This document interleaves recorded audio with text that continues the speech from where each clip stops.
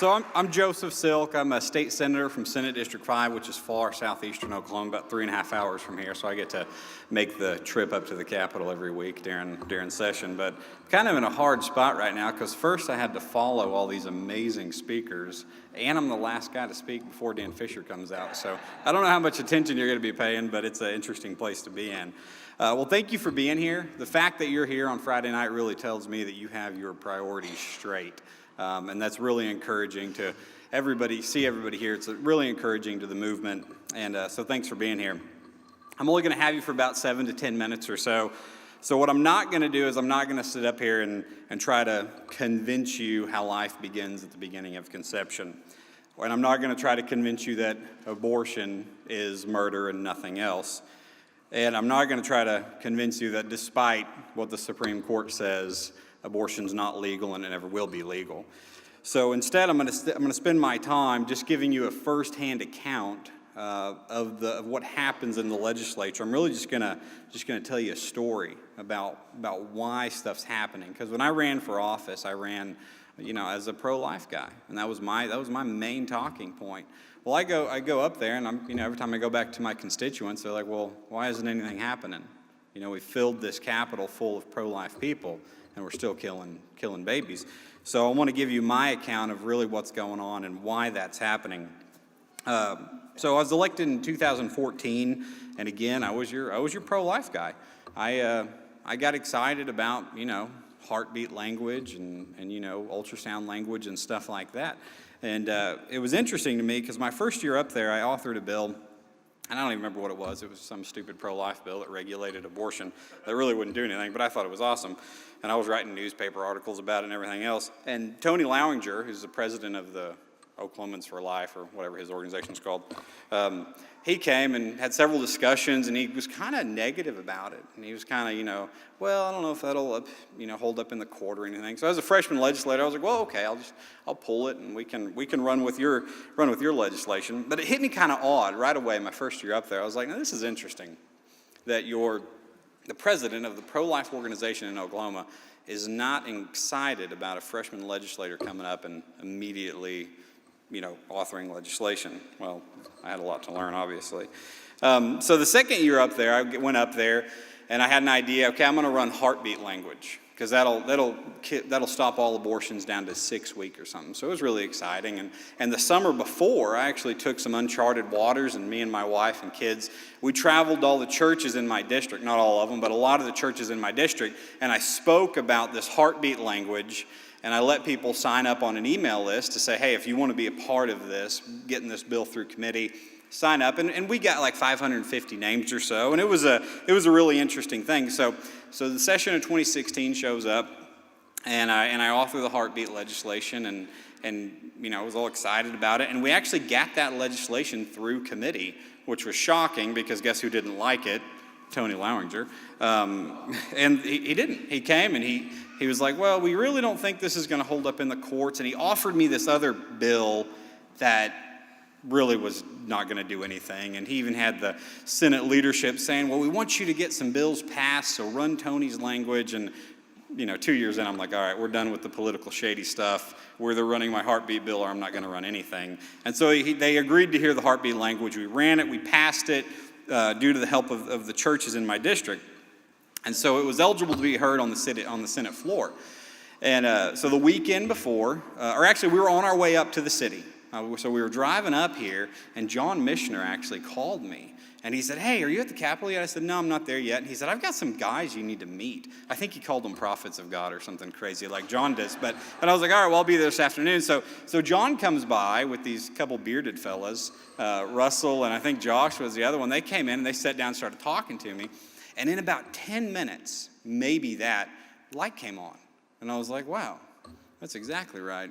Pro-life legislation is absolutely useless, and it's completely wrong. Completely wrong. And so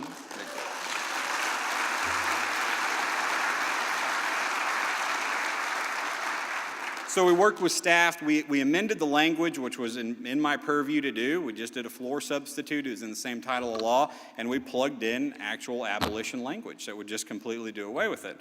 And little did I know it was going to skyrocket from there. So I amended the language, went home that week, called Senate leadership on that weekend. I was trying to be a good politician. Now I don't do that anymore, but at the time I did. And I called and I said, hey, I have a floor sub. It's pretty different, and it's probably going to get some attention. And they're like, well, that's okay, no big deal. They hadn't read it yet when they told me that.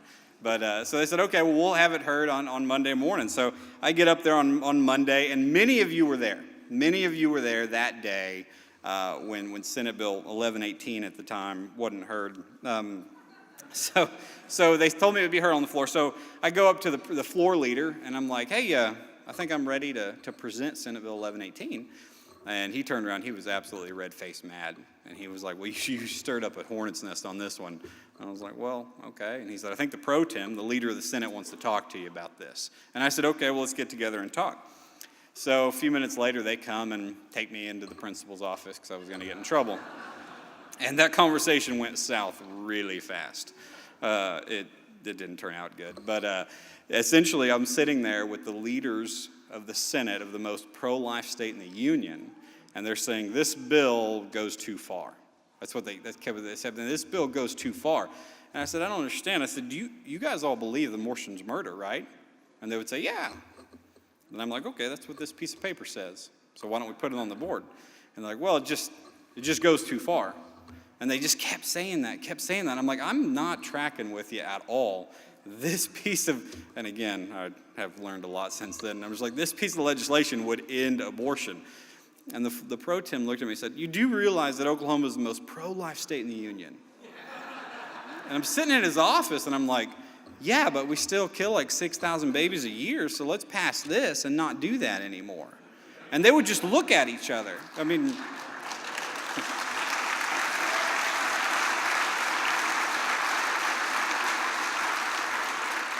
they just look at each other and really not know what to say. And I understand why they were so confused now, because they never really had to have that conversation. And now they did, and what do you say? Kind of like Russell just said, what do you say when, hey, you've been doing it wrong for 42 years or so? So the day goes on. There's a lot of people there working for the bill. They told me they weren't going to hear it, so I went to other senators, and I actually got a letter of 13 senators, I still have it in my office, that actually signed just give Senate Bill 1118 a hearing. Some of them wouldn't even have voted for it. They were just out of procedural correctness. Just give this bill a hearing. So I presented that to the leadership, and they just basically ignored it and said they weren't going to hear it. But even with a pretty good chunk of senators saying hear the bill, they would not hear that abolition piece of legislation. And at one point, I went up to one of the pro-life guys, and I said, hey, I got this letter, which I'm trying to get this bill heard on the floor. And he was like, you know what your bill does, right? And I said, yeah, I know what it does. He said, it repeals my heartbeat language or some kind of ultrasound language. And he was like, I'm not going to sign that letter. And I was like, yeah, but we don't need that language anymore. We can't have that language in law anymore. And he was like, I'm not signing your deal, and he just walked off. And this was a pro-life guy, so he didn't obviously sign the language. But so it never got heard. Senate Bill 1118 never got a hearing. And since then, I've done it every year. Now it's Senate Bill 817, which again just died today because they don't want to hear it. So we haven't passed that legislation. But what Oklahoma does have is a brand new Planned Parenthood facility right up the road. So we're doing great as the most pro-life state in the union. So looking back, what you gotta, just from a legislative standpoint, you gotta look at, okay, why did that happen? Why is it that for the past 3 years, we've had an abolition piece of legislation that will not get any attention from pro-life Christian leaders? Because I keep bringing it up, and it's going absolutely nowhere. So we've got to figure it out, and we've got to adjust the strategy. And I'll say right now that one of the strategies for a long time has been elect more pro-life guys. Well, I have to say this, and this is completely politically incorrect, but there's 150-something legislators in Oklahoma at the state capitol. For the legislature to get behind a piece of abolition legislation, you would have to get rid of all but about 3 of the legislators in that building. So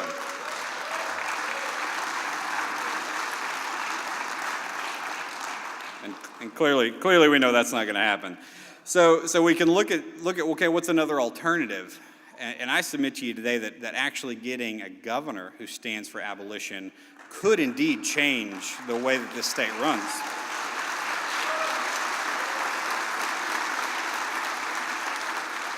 So there's three things. There's three things that I found that really identifies why we can't get this legislation through and why having a pro-life governor would. The one thing is legislators want cover. They want some type of cover. They want to go. I don't. I go back to my district, and I get in a lot of arguments with people about doing things that I do, and I say I do it because it's right and it's principled. Well, that's not a political speech there, but I do it, but a lot of them don't. A lot of them don't. They want some type of fallback. So when they go back to their district, on abolition legislation, why didn't you support this legislation? Well, in this case, they can say, well, leadership didn't bring it to a floor. That's their job. The pro-life movement didn't want it. Tony Lowinger, our go-to pro-life guy, didn't want it. And then the governor wouldn't sign it. We don't need to be wasting our time on legislation that the governor won't sign, or it's going to get struck down in the courts. All these fallbacks. A typical legislator wants something to fall back on. Number two, they follow the leader. And it amazes me how whatever leadership does in that building, they just line up behind them. And so naturally, when we elect people like Mary Fallin, they will just line up behind them. And nothing ever gets done as far as abolition. So they they want some type of cover. They do indeed follow the leader, and then they also cannot, and this is kind of an issue that our society's having, not just the legislator.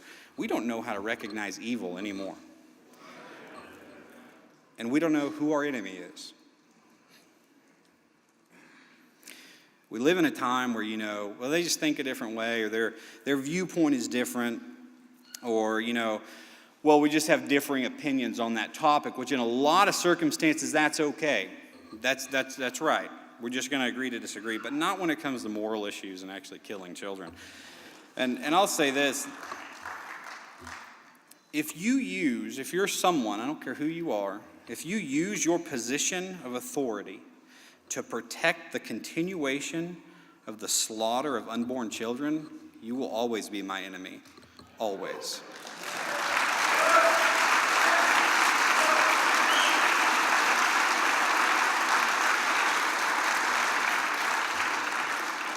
And if you use your position of authority, I don't care what level it's at, but if you use your position of authority to keep the abortion mills running and protected, what is that other than a very, very evil act and abuse of authority? I don't know what else it could be. And I tell people that a lot, legislators, and they can't really grasp that concept. And I try to say this. What if we treated Adolf Hitler the way we treat these abortion mills? What if we did that? We're just going to regulate Nazi Germany. We're just going to kind of tell them what they can do. We didn't do that. We didn't do that at all. Or what about, recently, Osama bin Laden and the Taliban? What if we did that? What if we tried to regulate terrorism? It would never get done. But those instances, our nation understood who our enemy is. They understood it was evil. And we actually acted with tremendous force and fury, and we actually stopped it. But for some reason, we can't do that. So our legislature's having a really hard time understanding, basically, who their enemy is, and then recognizing it as evil. So I speak to people all the time about abortion issues, and they're always saying, well, we're praying for the cause, we hope God will intervene, we hope God's will is going to be done. They pray it all the time at the Capitol. We'll be sitting there, and, the very guy that won't let abolition bill come to a committee, he's saying, God, we pray that your will be done, and you can give us wisdom. Makes me absolutely sick, but it happens. But I want to remind people but they pray these things, and they walk out and they won't do it. And I want to remind people that he uses us. He uses people like you. He uses people like me. That's how he accomplishes his will on this earth. It's not just there is supernatural things that happen all the time, but it's not just like, hey, I'm not going to do anything. Just come fix this issue. It's us. We're the ones that are going to fix it. So throughout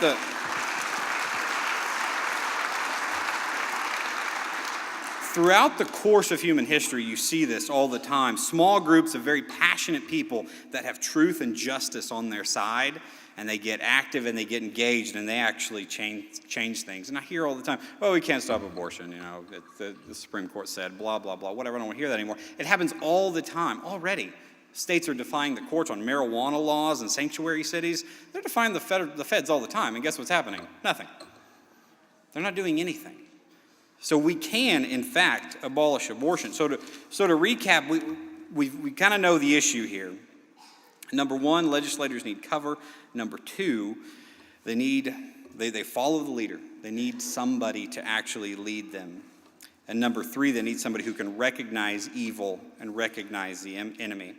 So I say this, especially for tonight, let's give them a governor who will have their backs when they pass abolition.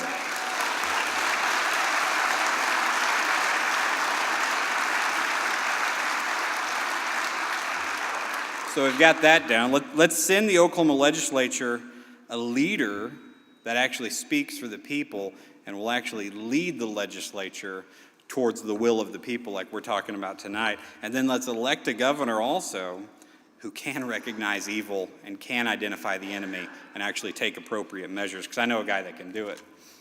So and this has been said multiple times tonight, and I'm finishing it up, few state races, few of them actually have the opportunity to change the course of a nation. Very few. And the 2018 governor's race is one of those races that has huge potential, absolutely huge potential. And I'll warn you this, and I'm actually out for my time, but I want to make one warning. We're not just fighting the pro-life industry. We're not fighting the political establishment. What you need to understand, and you better be really aware of this, especially if you get involved in this campaign, this race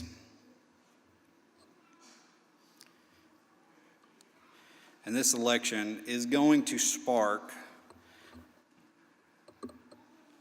the most beautiful,